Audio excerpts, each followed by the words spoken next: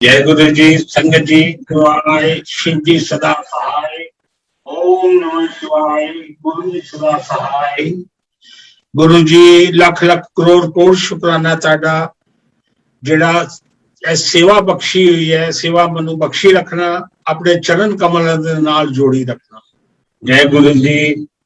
गुरु जी के वचन जो हैं उतने अनमोल हैं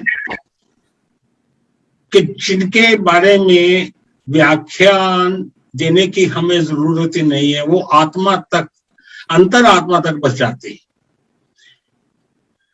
गुरुजी ने ये कहा था कि आने वाला वक्त बहुत बुरा आने वाला है। बुरा का मतलब कि जैसे संबंध होते हैं, रिश्ते होते हैं, वो रिश्ते और वो संबंध नहीं रहेंगे। जो संबंधी सब अपने अपने मतलब के हो जाएंगे। जो नाम धन चाहिए लेना उनको, वो नाम धन उनको नहीं मिलेगा। और जो मेरे नाम धन के बीच में आ गए, जिन्होंने नाम मांग लिया, उनका कल्याण हो जाएगा। गुरु महाराज ने हमें यही शिक्षा दी है कि सेवा करो, और जो आने वाला वक्त है उसको आप खुद ही संभाल सकते हो। प्रभु के चरणों में जुड़ के, नाम लेकर के, पूजा करके, सिमरन करके और सेवा करके। गुरु महाराज ने आज ये अवसर प्रदान किया कि मैं सत्संग शेयर करूं। लाख लाख शुक्राना है, धन्यवाद है, मेहरबानी है मेरे गुरु महाराज की, जिन्होंने ये अवसर मुझे प्रदान किया और इस काबिल समझा कि मैं उनका सत्संग गुणगान कर सकूं। गुरु महाराज से हम 31/3 को जुड़े थे। फरीदाबाद में रहते थे। 31/3 को मेरा जन्मदिन होता है और मेरे एक दोस्त अपने आंटी के साथ मुझे विश करने के लिए वहां आए। सुबह का टाइम था। आकर के बताया उन्होंने कि हम आपको विश करने आए हैं और इसके बाद हम गुरुजी के आश्रम में जा रहे हैं। मैं नहीं जानता था कि गुरुजी कौन से हैं, किन आश्रम की बात कर रहे हैं ये। मुझे कहते चलो आप भी चलोगे। मैंने कहा नहीं भाई, मैं किसी गुरु वगैरह को नहीं मानता, जो होगा वो मंजूर है। लेकिन गुरु महाराज का पता नहीं कैसा आदेश हुआ कि जब वो जाने लगे तो मैंने कहा कि चलो मैं भी चलता हूं आपके साथ। मंडे का दिन था, सोमवार का दिन था। पहली बार जब आज से 9 साल पहले गुरु महाराज के चरणों में वहां पहुंचे तो उस वक्त रश बहुत कम होता था। दरबार में पहुंचे तो मन के अंदर कोई ऐसी भावना नहीं थी कि मैं कुछ मांगने आया हूं या कोई पूजा करने आया हूं। मैं सिर्फ ये देखने आया था कि ये कौन से गुरु के जाते हैं। वहां जाकर के माथा टेका, माथा टेक के प्रसाद के लिए गए तो गुरु महाराज का मोतीचूर के लड्डू और समोसा प्रसाद, साथ में चाय प्रसाद था, वो लिया। तो महाराज जो दोस्त मुझे लेके गया था साथ में, वो बहुत शरारती था। वो कहता अंकल एक एक और ले प्रसाद। मैंने कैसे मजाक कर रहा होगा, लेकिन उसने कहा आओ। हम दोनों फिर दोबारा गए, हमने मांगा तो एक एक प्रसाद और मिल गया। माथा टेक के प्रसाद लेने के बाद हम वापस घर आ गए। घर आने के बाद मंडे का दिन तो बीत गया, लेकिन ट्यूसडे का दिन बड़ी मुश्किल से बीता। गुरु महाराज के आश्रम की तरफ ही ध्यान रहा। वेडनेसडे भी बहुत मुश्किल से बीता। सोचा कि गुरुजी के आश्रम में जाना चाहता था। थर्सडे के दिन अपने काम के बाद मैं गाड़ी निकाल के बिना अपने घर में इन्फॉर्म किए मैं गाड़ी गुरुजी के दरबार में चली गई।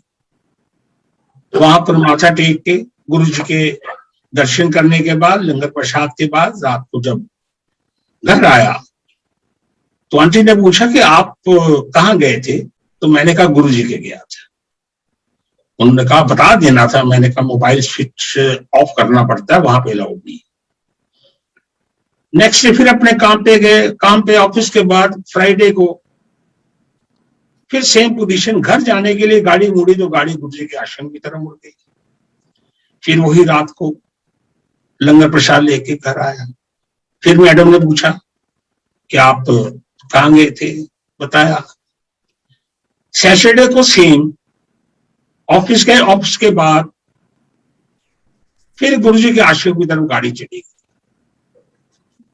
संडे को सेम फिर रिपीट यही हुआ, क्योंकि हमारे मंडे ऑफ होता था ऑफिस में, संडे भी काम होता था, संडे को भी चला गया। अब तो हमारी मैडम कुछ परेशान हो गई कि ये जाते कहाँ पे हैं, रोज रात को 11 बजे वापस आते हैं। मंडे का दिन सुबह मैं नहा के तैयार होके निकला। मैंने कहा मैं गुरुजी के आश्रम जा रहा हूँ। कहते ठहरिए जरा, मैं भी आज आपके साथ चलना चाहती। कौन से गुरु के जा रहे हैं आप? तो वो भी मेरे साथ उस दिन चले गए। तो गुरु महाराज पहली बार जब वो गई तो आज 9 सालों तक उसने बाकी किसी भी ईष्ट को याद नहीं किया, सिर्फ गुरु महाराज की ही होके रह गई। गुरु महाराज का शुक्राना है कि गुरु जी ने अपने चरणों में जगह दी, अपने इसी तरह चरणों में जोड़ी रखे, अपनी कृपा और मेहर बनाई रखे। मैं अपने दोस्त का सत्संग कहना चाहता हूं कि मेरा दोस्त जो मुझे लेके गया था, हालांकि गुरु जी कहते हैं कोई किसी को लेके नहीं आता, जहां मेरी इच्छा होती है, कृपा होती है, मैं उसी को अपने पास बुलाता हूं। तो उस दोस्त की थोड़ी तबीयत खराब हो गई। ऐसी खराब हुई तबीयत कि वो गाड़ी चलाता था तो उसको सिग्नल का पता ही नहीं चलता था। वही सिग्नल पे ही वो ब्रेक लगा के गाड़ी के अंदर ड्राइविंग सीट पे सो जाता था। आसपास के लोग उसको उठा के गाड़ी को आगे पीछे करके साइड पे करके उसको उठाते थे और बताते थे। बहुत तबीयत खराब रहने लगी उसकी। गुरुजी के आश्रम में जाते थे, वहां जब लंगर प्रसाद आता था तो वो लंगर प्रसाद को सामने देख के कहता था कि मुझे नहीं खाना। हम बहुत जबरदस्ती करते थे कि एक बाइट ले लो, सब चीजों की एक एक बाइट ले लो, गुरुजी का लंगर प्रसाद है, ठीक हो जाओगे आप। कहता नहीं, मैंने नहीं खाना। तो वो जो लंगर प्रसाद होता था वो उसकी आंटी उसको खत्म करती थी।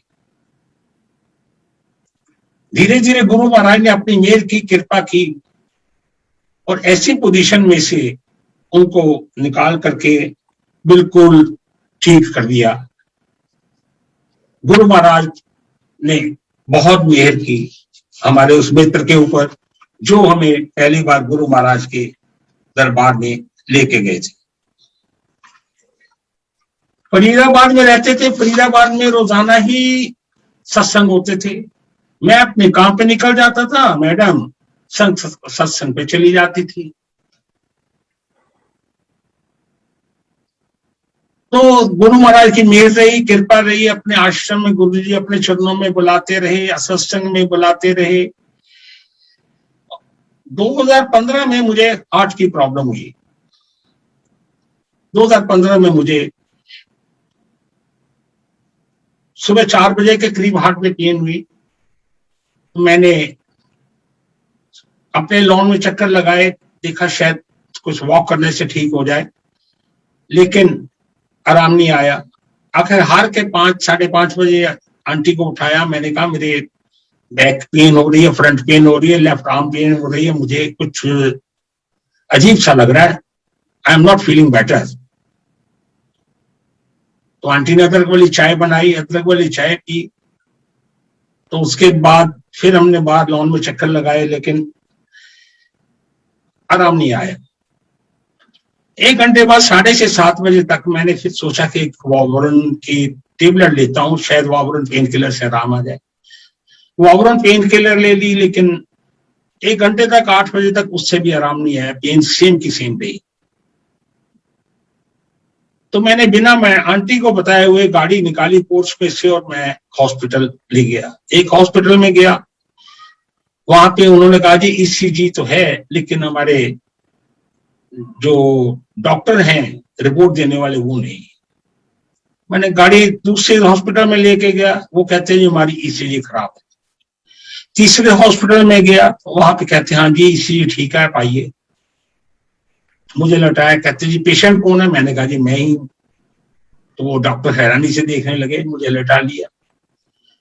लटाने के बाद ईसीजी किया, तो कहते आप किसके साथ आए हैं? मैंने कहा जी मैं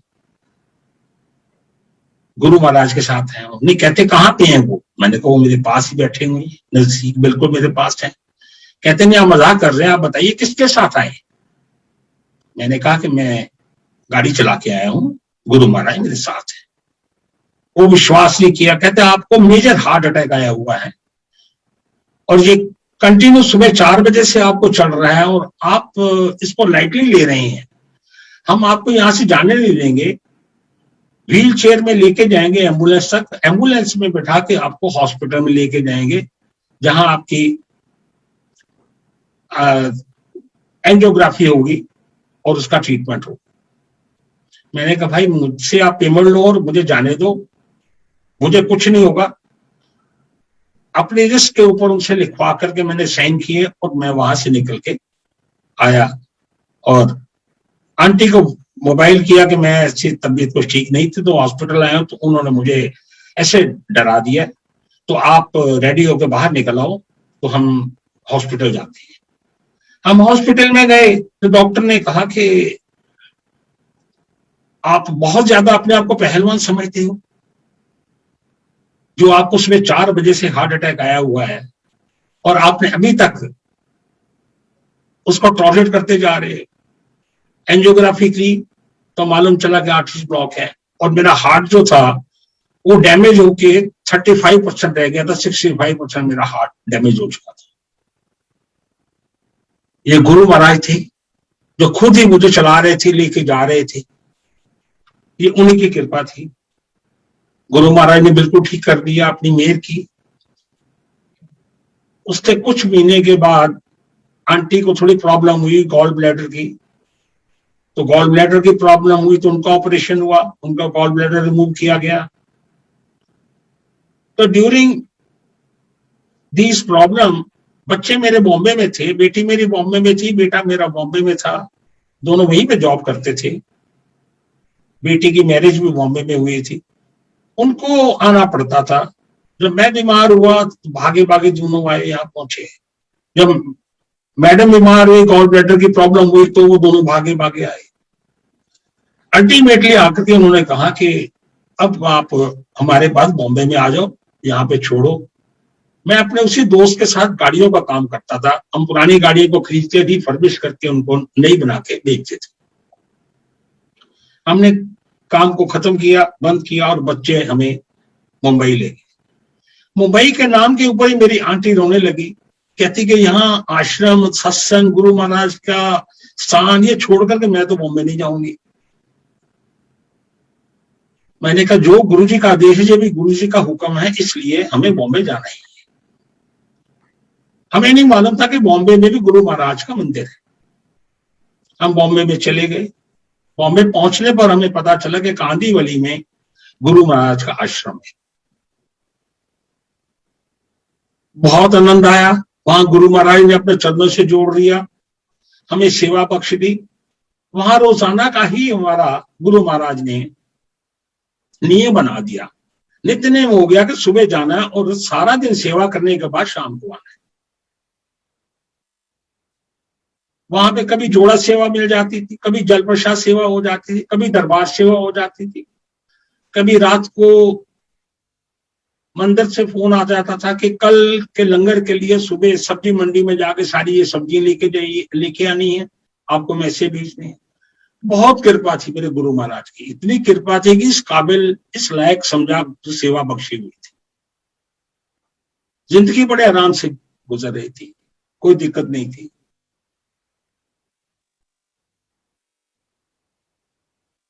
बेटी भी बेटा भी सब वहीं पे थे। अब गुरु महाराज को एक एक चीज का ज्ञान है। जैसे हम कहते हैं कि गुरु महाराज से मांगना चाहिए, बिल्कुल मांगना भी चाहिए, लेकिन गुरु महाराज अंतर्यामी है, वो आपकी हर प्रॉब्लम को समझते हैं कि आने वाले टाइम में आपको क्या प्रॉब्लम आने वाली है, उसको मैं सॉल्व कैसे करूं। इसलिए हम गुरु महाराज से कुछ नहीं मांगना चाहिए, उनके ऊपर छोड़ देना चाहिए कि गुरु जी जैसा आप ठीक समझे वैसा। मैं वही सत्संग बताने चाहता हूं कि 1990 में 25 साल पहले एक अपने किसी सज्जन को, रिलेटिव को पैसे दिए थे, काफी अमाउंट थी, उनको जरूरत थी इंटरेस्ट के ऊपर। तो 2-3 सालों के बाद उन्होंने इंटरेस्ट देना बंद कर दिया और बोल दिया कि हमारे पास पैसे नहीं है, समझ लो डूब गए। थोड़ा रिलेशन भी खराब हुआ उनके साथ, लेकिन पैसे हम भूल गए। हमने कभी याद नहीं किया, कभी उनको तकादा नहीं किया, कभी रिमाइंडर नहीं दिया कि हमने पैसे लेने आपसे। इस बात को 25 साल हो गए। ये 2016 में 17 में मेरे ब्रदर का फोन आता है कि भाई साहब आपके पैसे आए हुए मेरे पास। मैं सोचता हूँ शायद वो मजाक कर रहे हैं। कहते नहीं आपके पैसे आए हुए, मुझे अकाउंट नंबर भेजिए, मैं आपको ट्रांसफर कर दूं। मैं हैरान हुआ, मैंने कहा पता नहीं कौन से पैसे आए। मैंने कहा कहाँ से आए हुए? उसने बताया कि वो पैसे जो आपने लेने थे वो पैसे वो दे गए। मुझे विश्वास नहीं हुआ कि मैंने मांगे नहीं है कभी आज तक उनसे, और रिलेशन भी नहीं है हमारा उनके साथ, राम सलाम भी नहीं है, तो ये पैसे कैसे आ गए? खैर पैसे पहुंचे, गुरुजी का शुक्राना किएगा। गुरुजी आपका बहुत बहुत शुक्राना है जो आपने ये मेहर की, कृपा की है, क्योंकि गुरुजी को मालूम था कि उसके 15 दिनों के बाद ही मुझे पैसों की बहुत सख्त जरूरत पड़ेगी। तो ये मेरे गुरु महाराज है कि 15 दिन पहले ही इंतजाम कर दिया कि आने वाले टाइम में 15 दिनों में इसको ये पैसों की बहुत जरूरत पड़ेगी। ऐसे हमारे गुरु महाराज हैं, आपको किसी तरह की कोई चिंता नहीं करने देते, खुद आपकी चिंता रखते हैं। बॉम्बे में ही मेरी बेटी कनाडा में है, मेरी बेटी और मेरे दामाद अपने परिवार के साथ आए, बॉम्बे में रहे। तो हम जैसे गुरु महाराज रोजाना हमें अपने आश्रम में चरणों में ले जाते थे, तो उन्हें भी हम लेके गुरुजी के आश्रम में मुंबई गए। वहां पे गुरुजी के आश्रम में सभी सेवादारों ने, सभी गुरु संगत ने, गुरु परिवार ने बहुत इज्जत मान बख्शा। लंगर प्रसाद करने के बाद वो पहली बार गए थे हमारे साथ गुरुजी के आश्रम में। वो बिलीव भी करते थे गुरुजी में या गुरुजी के आश्रम में या किसी चीज। हालांकि मेरी बेटी शंकर भगवान जी की भगत है, वो शंकर भगवान जी के व्रत, 40 दिन के व्रत या इन सब को बिलीव करती है। गुरु ग्रंथ साहब में बिलीव करती है। उसमें 4 बजे उठ के हरमंदिर साहब गुरुद्वारे में लगातार 40 दिन जाती है। मीन्स कि वो परमात्मा में बिलीव तो करती है, लेकिन गुरु जी में नहीं। उसको जब ये जाने लगे मंदिर से, तो मंदिर के सभी सेवादारों ने बहुत इज्जत मान दे करके उनको जो गिफ्ट थे वो सारे दिए कि कनाडा से सेठी अंकल के बेटी, दामाद वगैरह परिवार आए। मेरा बेटा भी वहां पे था, उसको भी गुरुजी ने सेवा बख्शी हुई थी, वो भी सेवा करता था आश्रम में।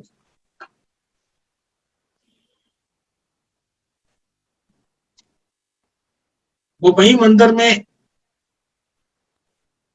जब कोई फंक्शन होता था या कोई दिन होता था ऐसा, तो दिवाली या कुछ भी, तो वो जो पुराना सामान होता था मंदिर का, उसको वो सब संगत में, सेवादारों में बांट देते थे।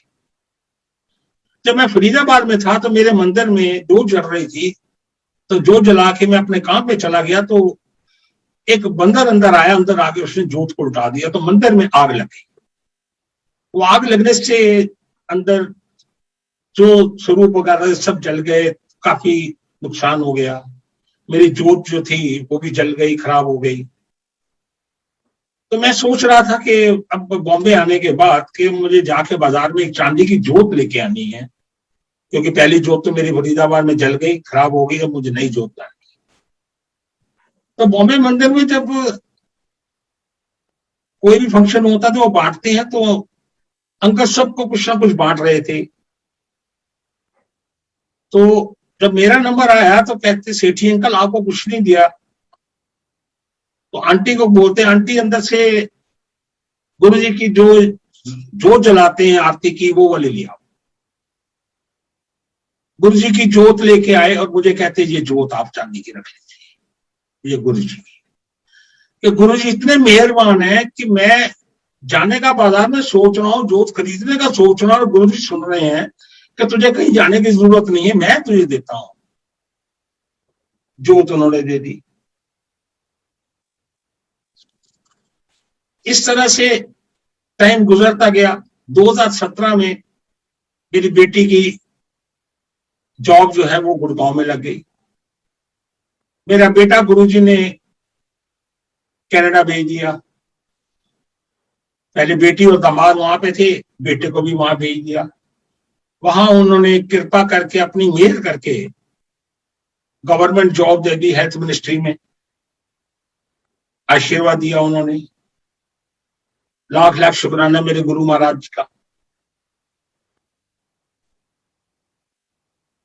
यहाँ पे गुड़गांव में आए, गुड़गांव में आकर के बेटी आई, इसकी जॉब यहाँ पे लगी इंडियन स्कूल ऑफ हॉस्पिटैलिटी में एज ए डायरेक्टर एडमिशंस, यहाँ जॉब लगी। तो यहाँ पे उसके बच्चों के केयर करने के लिए, बेबी की केयर करने के लिए हम थे, हस्बैंड वाइफ दोनों। तो बड़े मंदिर जाते थे। बड़े मंदिर में जाके गुरु महाराज ने यहाँ सेवा बख्श दी, जोड़ा सेवा, मंडे के दिन सोमवार। हर सोमवार को सुबह जाना और जोड़ा सेवा करके शाम को वापस आ जाना। देखिए गुरु महाराज कैसे अपने सेवक की रक्षा करते हैं, जो गुरु महाराज के चरणों से जुड़ जाए उसको कैसे बचाते हैं। मैं गुड़गांव में अपनी गाड़ी चला के गुरु महाराज के दरबार में सेवा के लिए सोमवार के दिन, मंडे का दिन जा रहा था। गाड़ी में कुछ नॉइस आया जोर से। मैंने गाड़ी साइड पे पार्क की और देखा कि व्हील सभी नॉक करके देखे, बिल्कुल ठीक है, कुछ प्रॉब्लम नहीं है। मैं गाड़ी सोच रहा था, डबल माइंडेड था कि गाड़ी को वापस कर लेता हूँ, वर्कशॉप में ले जाऊं या गुरुजी के आश्रम चलो। मन में अरे तू गुरुजी के आश्रम में जा रहा, तू कौन सा घूमने फिरने कहीं जा रहा है, डर क्यों रहा है, चल गुरुजी का नाम लेके गुरुजी के आश्रम। गाड़ी लेके चले गए। रास्ते में ग्वार पहाड़ी आती है, जहां से निकल के हम जाते हैं गुरुजी के आश्रम में। वहां ग्वार पहाड़ी की तरफ जब गाड़ी मुड़ी तो लेफ्ट साइड पे एक वर्कशॉप थी। गुरुजी ने वहां पे गाड़ी मेरी रुकवा दी। वहां गाड़ी रुकी तो मैंने उसके मालिक को बुलाया। मैंने कहा जी आप अपने किसी इंजीनियर को भेजिए जो इसको टेस्ट ड्राइव ले और देखे। ये नॉइस आया था बहुत, और उस मैंने बैक व्यू मिरर से देखा था, कोई स्पीड ब्रेकर नहीं था, कोई पत्थर भी नहीं था। उसने अपने लड़के को बोला कि जाइए इसके टेस्ट ड्राइव लीजिए, देखिए क्या प्रॉब्लम है, नॉइस क्यों आया था।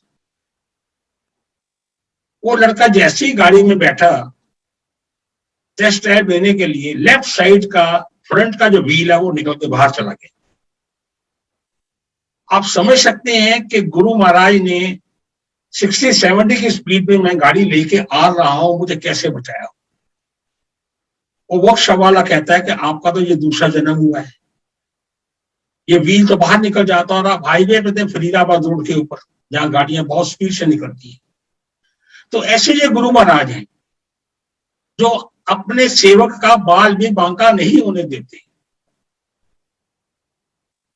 लेकिन समर्पण चाहिए हमें। मैं बॉम्बे की बात बता रहा था कि बॉम्बे जब सेवा होती थी तो बॉम्बे में दूसरी कम्युनिटी के थे, जैसे गुजराती कम्युनिटी या बंगाली या सभी के वहां पे सेवा करते थे। जब हम सब सेवा कर रहे होते थे तो शब्द गुरबानी चलते थे, तो गुजराती कम्युनिटीज या बंगालीज हैं वो भी आंखें बंद करके अपने आप को झूमते थे कि शब्द चल रहे हैं गुरु महाराज के।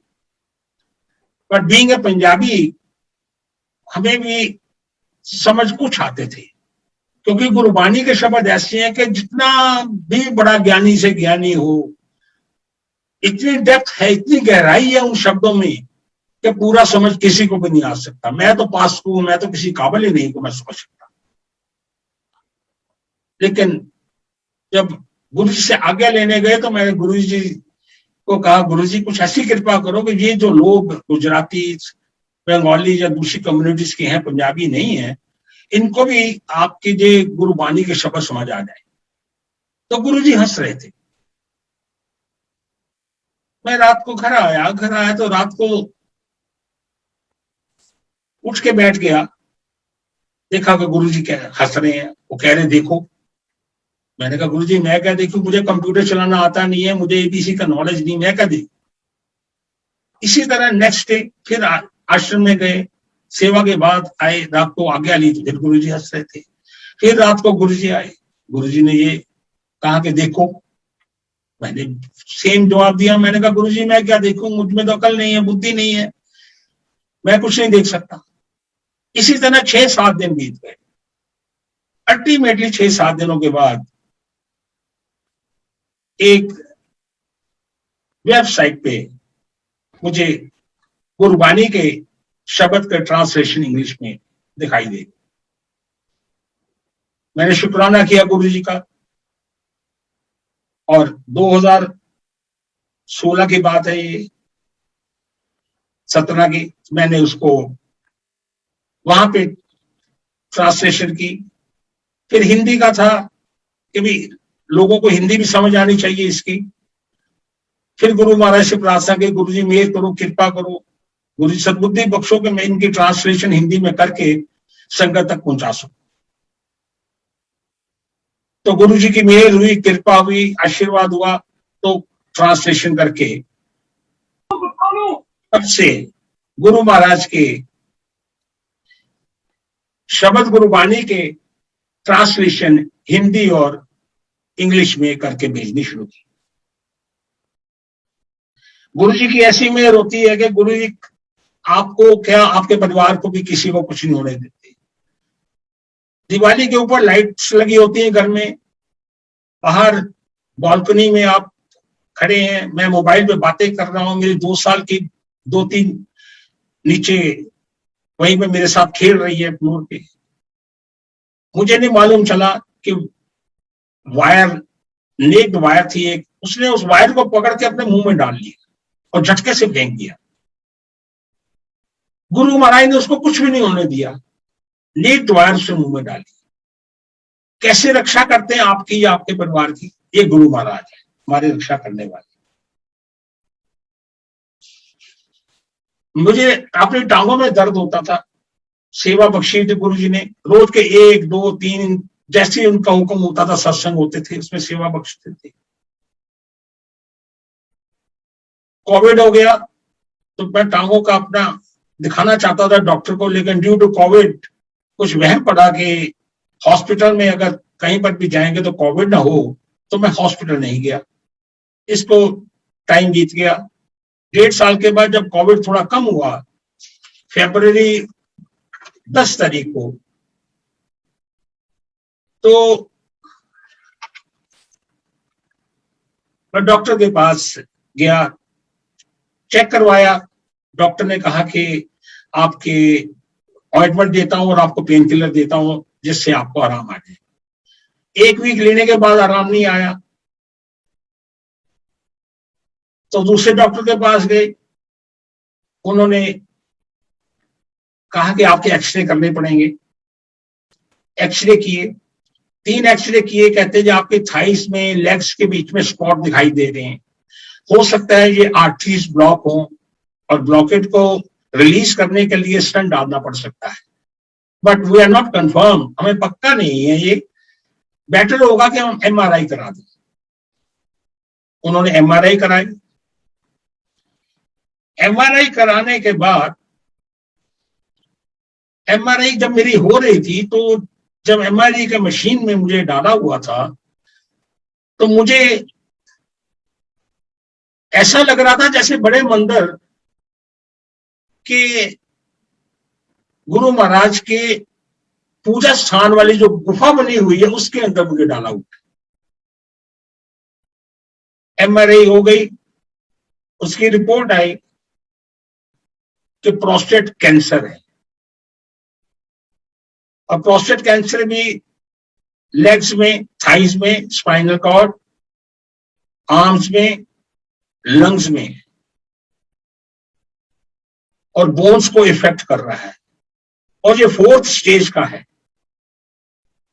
घर वाले घबरा गए, कनाडा में बच्चे थे वो भी घबरा गए, बेटी भी घबरा गई, मैडम भी, आंटी भी घबरा गई, रिलेटिव भी सब घबरा गए। लेकिन आप मानेंगे कि गुरु महाराज की कृपा से मैं नहीं घबराया। मुझे कोई 1% भी घबराहट नहीं थी कि जबकि डॉक्टर ने 4th स्टेज का बोला। मैंने डॉक्टर साहब से पूछा, मैंने कहा डॉक्टर साहब क्या अब बताइए इसकी फेट क्या है? कहते जी आपकी लाइफ में बहुत मेजर ऑपरेशन होगा, आपकी लाइफ है 1 साल, 2 साल, 3 साल, 4 साल, 5, ये डिपेंड करता है। मैंने कहा कोई बात नहीं, कल कहते आइए आप, आज आपके रिपोर्ट्स हैं, कल रिपोर्ट्स लेके आएंगे, आपको हम देखेंगे कि आपको ऑपरेशन करना है, कैसे करना है। घर आया, घर आके पता नहीं क्या हुआ कि गुरुजी ने अपने आश्रम में बुला लिया। आश्रम में दर्शन के लिए ई बुकिंग होती थी, मेरी कोई बुकिंग नहीं थी, कोई कुछ नहीं था। मैंने आंटी को बोला, अपनी बेटी को बोला, और हमारे कमलेश आंटी हैं जो गुरुजी के टाइम के 1984 के गुरुजी के चरणों से जुड़े हुए हैं, उनको भी साथ लिया और हम गाड़ी मैंने स्टार्ट की और गाड़ी चला के गुरुजी के आश्रम में पहुंच गए। वहां पे रिक्वेस्ट की, गुरुजी से प्रार्थना की कि गुरुजी मुझे दर्शन दीजिए, आशीर्वाद दीजिए। गुरु महाराज ने अंदर बुला लिया, दर्शन दे दिए, कृपा कर दी और लंगर प्रसाद दिला दिया, लंगर प्रसाद दे दिया। लंगर प्रसाद खाने के बाद मुझे ऐसा महसूस हुआ कि जैसे मैं पहले से भी ज्यादा बेटर हो गया, मेरे अंदर कोई प्रॉब्लम नहीं है। नेक्स्ट डे डॉक्टर के पास गए, डॉक्टर ने बोला था कि ऑपरेशन बहुत मेजर होगा। रिपोर्ट्स देखने के बाद डॉक्टर नेक्स्ट डे कहता है कि अरे ये तो आपके बिल्कुल मामूली सा होगा, आधा इंच 1 इंच का कट पड़ेगा, दैट्स ऑल, आपको तो कुछ भी नहीं है, आप तो बिल्कुल ठीक हो। ये हमारे गुरु महाराज हैं, ये गुरु महाराज का लंगर प्रसाद है, ये उनकी कृपा है जो पूरा युग ही बदल देती है। रिपोर्ट्स की तो बात ही छोड़ दीजिए, बीमारी की तो बात ही छोड़ दीजिए। 70 इयर्स की एज होने लगी है मेरी, गुरुजी ने पूरा ही सब कुछ बदल दिया। डॉक्टर ने ऑपरेशन किया, ऑपरेशन के बाद डॉक्टर ने बोला कि आपको कीमोथेरेपी लगेगी। 4 कीमोथेरेपी लगने के बाद PSA टेस्ट, ब्लड टेस्ट लेके, रिपोर्ट्स लेके डॉक्टर के पास गई। डॉक्टर ने कहा जी कि आपका 1 सेशन कीमोथेरेपी और लगेगा, काफी आराम आ चुका है। 1 सेशन मीन्स 2 कीमोथेरेपी। 1 कीमोथेरेपी लगने के बाद फिर ब्लड टेस्ट करवा के हम डॉक्टर के पास गए, उनको बोला कि 2nd कीमोथेरेपी के लिए आए हैं आपके पास, ये हमारी ब्लड रिपोर्ट है। गुरुजी के आशीर्वाद से ब्लड रिपोर्ट देखने के बाद डॉक्टर ने कहा you have kicked the ball out of the ground. मैंने कहा ये मैंने नहीं बॉल फेंका, किक जो है ये मेरे गुरु महाराज ने मारी है, ये गुरु महाराज की किक है जो बॉल को बाहर फेंक दिया है, इस कैंसर को मेरे शरीर में से निकाल के बाहर फेंक दिया। बहुत बहुत शुक्राना है मेरे गुरु महाराज का, जो उन्होंने इतनी मेहर, इतनी कृपा मुझ पर की हुई है, सेवा बख्शी हुई है। डॉक्टर ने कहा कि अब आपकी मेडिसिन चलेगी 3 महीने, मेडिसिन के बाद मैं बता दूंगा कि आपको क्या करना है। नटशेल में यही कहना चाहता हूं कि मेरे ऊपर गुरु महाराज ने बहुत असीम कृपा परिवार के ऊपर की है। और मेरी यही गुरु महाराज के आगे विनती है कि सारे गुरु परिवार, सब संगत के ऊपर आप अपनी मेहर कृपा बनाए रखें, जिसमें सभी सुखी रहें, सभी खुश रहें, सभी आपका नाम जपते रहें।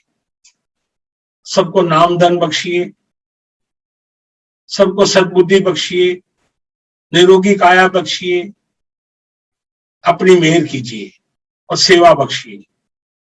मेरी तो यही प्रार्थना होती है कि गुरु जी मुझे सेवा बख्शी रखना, मेरी बाह फड़ी रखना, बाह न छड़ना, हाथ फड़ी रखना, हाथ न छड़ना, नेक नीति बख्शी रखना, निरोगी काया बख्शना। मैं पापी वड गुनाहगार, मेरे पापा नु हर लेना, अगों सीधे रस्ते पाना। यहाँ भी मैं सत्संग को विराम देना चाहता हूँ। शुक्राना मेरे गुरु महाराज का, लख लख करोड़ करोड़ शुक्राना गुरु जी का। जय गुरु जी। ओम नमः शिवाय, गुरु जी सदा सहाय। ओम नमः शिवाय, शिव जी सदा सहाय।